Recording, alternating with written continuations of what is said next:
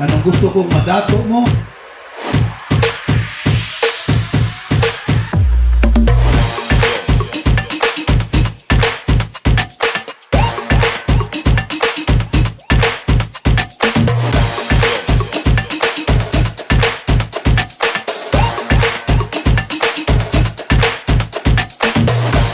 Maraming salamat to our ever dynamic, very active nga amahan sa Dakbayan sa Lapu-Lapu ato ang pinalanggang Mayor Junard Ahong Chan atong papakat ang tugihan Kuya Attorney Rani San Juan Pesa, Ms. Lu, Ms. Tin Damolo, Ms.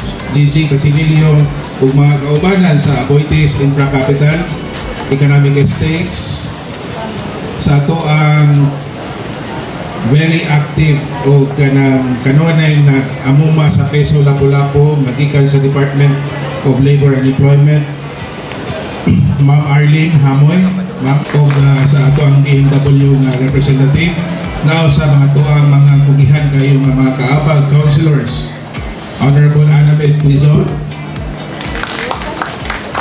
Honorable Georgine Ias Book Honorable Efren Herrera o Honorable Muktor Tatoy Jr.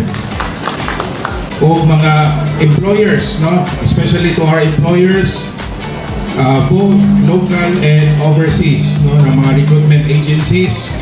We have invited 25 kabuok mga local employment companies and 11 mga overseas recruitment agencies. Kumpanya naghatag ka na to o kahigayunan na makatrabaho, pinaagi sa ilang gi-offer nga 6,512 ka mga job vacancies. So, sa kadaghan, sa libuang ka mga job vacancies, for sure, daghan po ang ma-hire on the spot. No? Kaya wapin ikabot siguro sa ismail na naadire.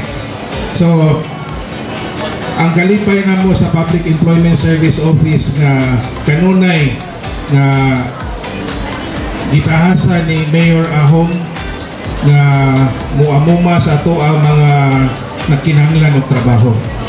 Okay, mo gini ang ato ang tumong tuyo nga matag pamilya dinis nga Lapu-Lapu kinahanglan dunag yoy nagtrabaho. No? So, dili man tanan nga pwede magnegosyo, dili man para sa tanan. So, ari punta sa sektor sa pagpanarbaho mo muhatag pod og focus no sa administration sa CHAN administration.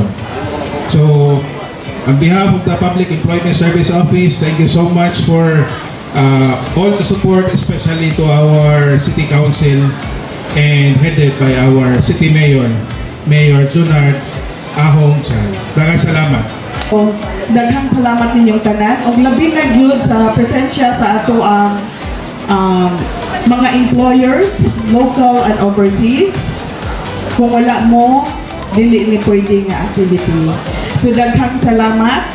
Nya manghinaot mi sa inyong konsiderasyon, no? Agi kuan kanang pinaskuhan sa atong mga aplikante nga unta tagaan ninyo sila kanang gamay nga consideration kung pwede lang sila nga ma-hire i-hire on the spot na dayon nato, no? Kung naagad sila ay potential, so dili na nato langanon.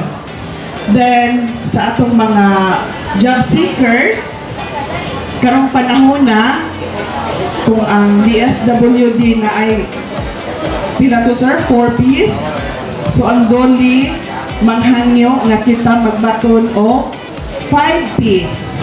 Okay, so una di kinahanglan ang atong mga pag-ampo sa atong tagsa-tagsa ka mga gikinahanglan, no? Sa adlaw-adlaw na itong kinahanglan. Ikaduha, of course, kung naatay buhaton, kinahanglan nga prepared ka. Preparasyon. Ikatulo, kung kita madawat na sa atong trabaho, kinahanglan po nga kita magmakugihon, no? Pagka makugihon ang angay natong ipakita, Then ikaupat na P, mauning pagka malungtaron. No, dili dayon ta mo surrender kung naatay mga challenges nga hinagbuan. Ug ikalima, bisan pa man unsay mahitabo, magpasalamat ta sa Ginoo. So, kanatong tanan, manghinaot nga successful ang atong activity ug maayos ang atong panahon. So, daghang salamat ug maayong buntag. Maayong buntag, no? Kami sa Department of Migrant Workers, no? Formerly the POEM, Philippine Overseas Employment Administration, karon himo ning Department of Migrant Workers, no? Mga 2 years ago pa lang, nahimo kami may bagong department, no? Pero sa atong gobyerno karon, no? Kami sa DMW, we fully support the trust and priorities of our mayor, no? Especially for local and overseas employment, no?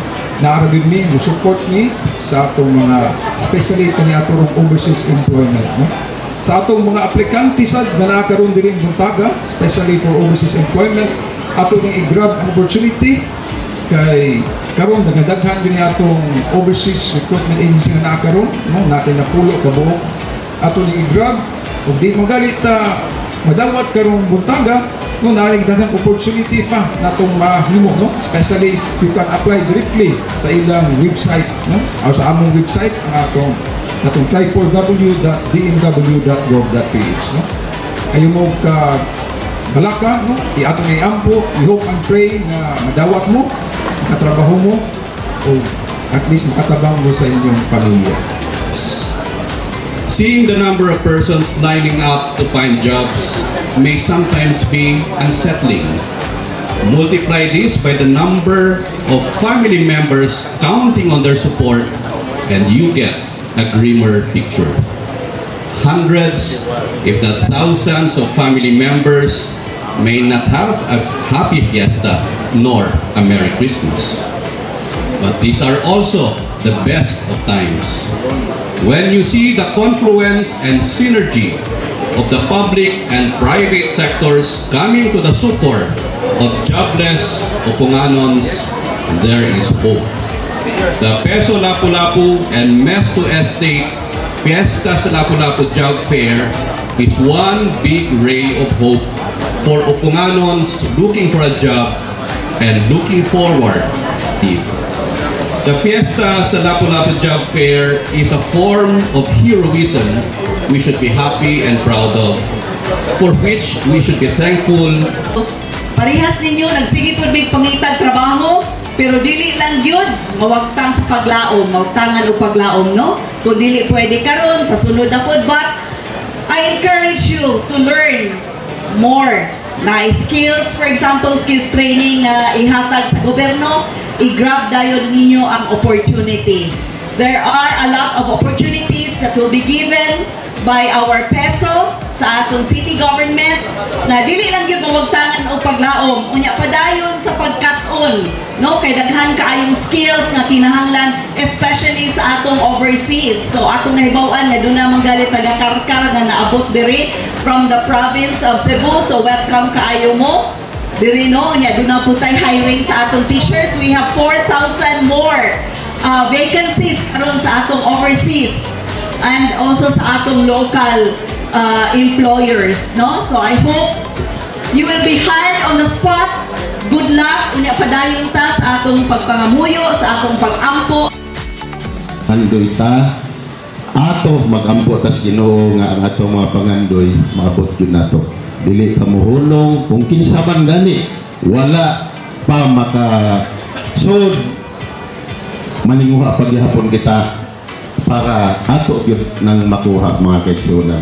Mo na ang tanan may kasulbaran, maproblema man o mapaninguha mo, makuha gyud na nato pinaagi pag-ampo sa ato ang Ginoo mga kaigsunan. Siya natong mga job seekers atong i-enjoy ang atong work. Kung nakatrabaho mo ganit mo, be honest sa company, be happy with your work, kahit tanan mo follow ra gyud na with God's guidance. And that's all. Thank you. Dili lang ta mangandoy o dali ato sakripisyo ta sa kagamay sa sweldo maka minimum basta makabuhi na to sa patag-adlaw sa atong sweldo. Ako po ipaambit diha kaninyo kung unsa man ang kinabuhi ni Mayor Ahong Chan. Pareha ko ani nila nagunit og mga resume sa tinud-an nilang nang-apply kong MEPSA kaniadto. Duha ka kompanya sa MEPSA katong NEC motoy akong i-applyan. Kaluis Ginoo nang-apply ko anong gusto kong madato mo kay kung madato mo wa na'y problema ang inyong mayor. Daghang salamat o mayong buntag kinang pangkalan.